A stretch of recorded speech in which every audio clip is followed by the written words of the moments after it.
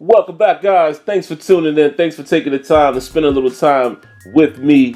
Thanks for coming to another episode of Terrible Towel Tuesday. I am your host, SimFBallCritic, along with the Terrible Towel, which is actually over there. I forgot to bring it on set, but whatever. It is what it is. So, guys, let's go ahead and get right into it. This is not going to be a long video at all. Really not a whole lot to talk about, guys. When there's success, there's not a whole lot to talk about. There you can definitely find some things here and there. But when there is success, there's not a lot to talk about. So let's talk about the first team offense. Wow. This is what we've been wanting to see. We wanted to see the first unit together. The Antonio Brown and Le'Veon Bell and D'Angelo Williams. And because you got to consider him part of the first group. And, Big Ben and Marcus Wheaton and Jesse James, all of these guys, too bad. It's not Ladarius Green, but hey, I'll take Jesse James. He looks like he's improving. He's doing some things for us. And, they basically showed us what we wanted to see. There's a lot of no huddle, a lot of muddle, as Big Ben would call it as well. Different changes of pace. And we saw that on display. Now, it was the Saints defense, so I don't know how many hip parades we could really have. Saints doesn't have an outstanding defense, but regardless of the fact, it still was a first-team defense against a first-team offense, and we saw exactly what transpired. Now, our first-team defense looked pretty good as well. They didn't look that bad. They gave up a touchdown. But look, this is what I always say. It is the National Football League, guys. It's not like you're going to stop teams every single time. And it was Drew Brees passing the ball. So if you consider, how things went when Brees was in the game, for the most part, we contained them pretty well. They hit us with a couple big plays. Even on that touchdown, guys were in position. Like Sean Davis was in position. The guy did get behind us a little bit. They were in position to knock the ball away. Ball pops up. The guy comes down with, I can't remember exactly who that was who caught the ball. I don't think it was Fleener. I think it was the other guy. But anyway, the ball comes down. He still possesses it. Great catch. Got to tip your hat to him. Outstanding catch. But like I said, overall, what I saw from the defense, they played fairly well. It's still a work in progress. I'm looking forward to this week's game so I can see Artie Burns. I need to see what Artie Burns looks like in a game situation, not just practice and all of that. Because as you can tell, he is going to be a big part of what we're trying to do on defense this year. He has to be. Once you get past Ross Cockrell and Willie Gay, where we at? Who you left with? With Artie Burns, and then probably Dorian Grant is probably going to make the team. I mean, it's going to be very interesting to see what's going to happen in the secondary, guys. We're kind of thin, even after going through our draft picks. I think this area is an area of the field that we're still going to have to continue to try to build up. So I don't know what to expect out of the secondary. Hopefully, as a whole, guys will stay healthy and we'll be okay. Now, looking at the front end, Jarvis Jones. Jarvis Jones was getting pressure. It was a lot of near sacks that he almost got, and that's what you need.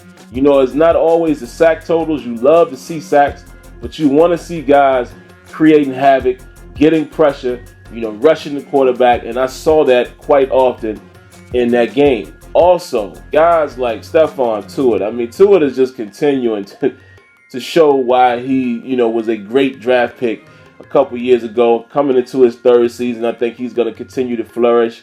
Didn't like what I saw to Cam Hayward as far as him going down, but he's the Iron Man.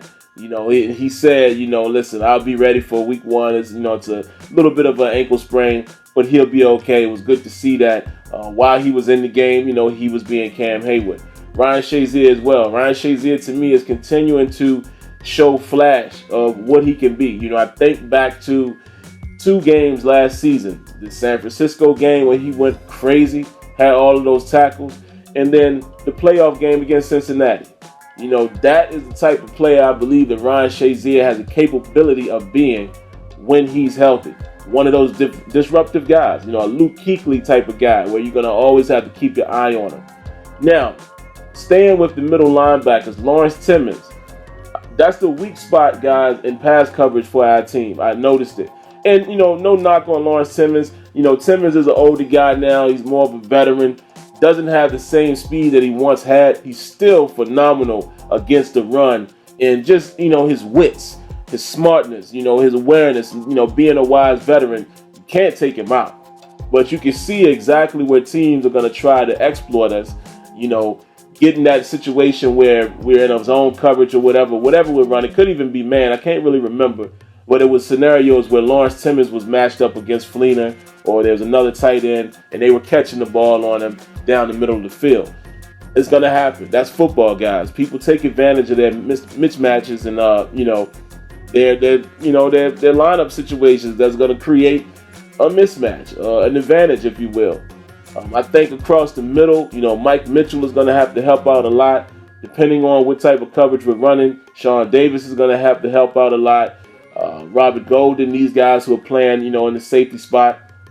But I saw that early. Like I said, a veteran like Drew Brees definitely saw the matchup and took advantage of it. All right, so that's pretty much what you got to deal with, guys. My phone is going off there. Excuse that.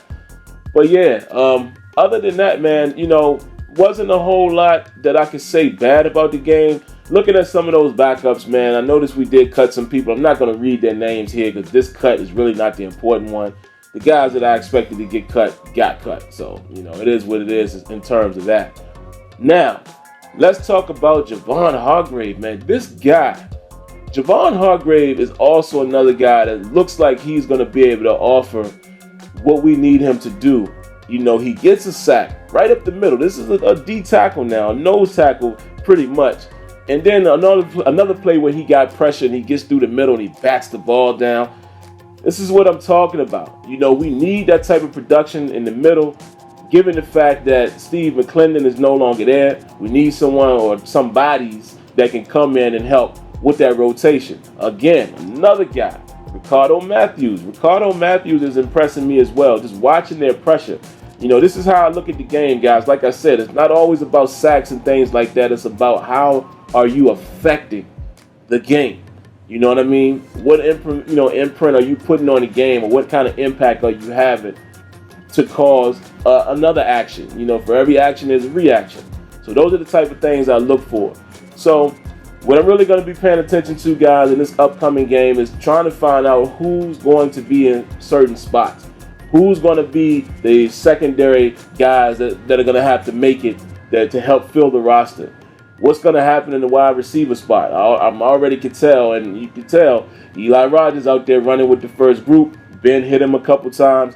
I already know Eli Rogers is going to be that guy. He might end up being the slot guy. Sammy Coates did get a nice touchdown with Landry Jones. And let me speak on Landry Jones. Y'all know I've been the biggest critic of Landry Jones, and Landry came out there and balled out. Got to give him his credit on that. So it is what it is. He played great, but, we'll see. We know how we feel about Landry Jones as a whole. And outside of that, the only thing else I just definitely wanted to mention, the reason why preseason I feel like is important, maybe not all of the games, but you got to get a little contact going, because y'all saw what happened to Le'Veon Bell. An unfamiliar sight. He fumbled the ball. Le'Veon doesn't usually fumble the ball. That's something that we're not accustomed to seeing.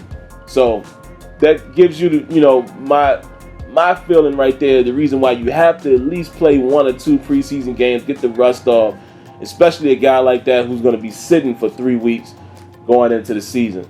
But overall, guys, I think it was a great performance. Offensively is exactly what I thought I would see.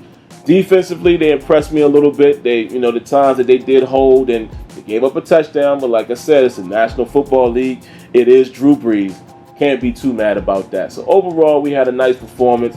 Be very interesting to see what we're going to do this week as we watch these guys fight for spots, like a Kobe Helmutson, DeMarcus Ayers, LJ Fort, these type of guys.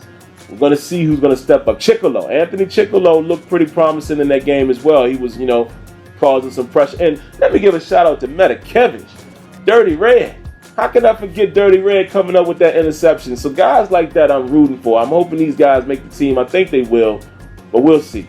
We'll see what happens, guys. So that's all I got for you this week, guys. Stay tuned.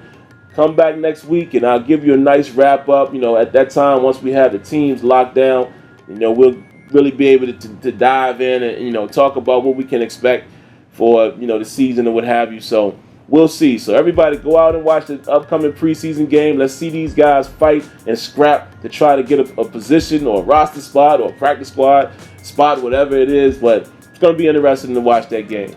So, all right, guys, that's all I got for you. I thank you for coming through. Appreciate you watching. Like always, stay tuned for a few short messages. Here we go. Peace. Hold up. Wait. Before you go, hit that sub box. Make sure you subscribe. Come back around for more content. And don't forget to leave your thoughts, leave your comments, and I promise it'll never hurt you to hit that like button. Another announcement real quick, guys. Sim Standard Radio has now moved here to YouTube via Google Hangout. Come check us out right here every Thursday night at 8 p.m. Eastern. All right, that's all I got for you. Okay, bye. Go ahead, get out of here.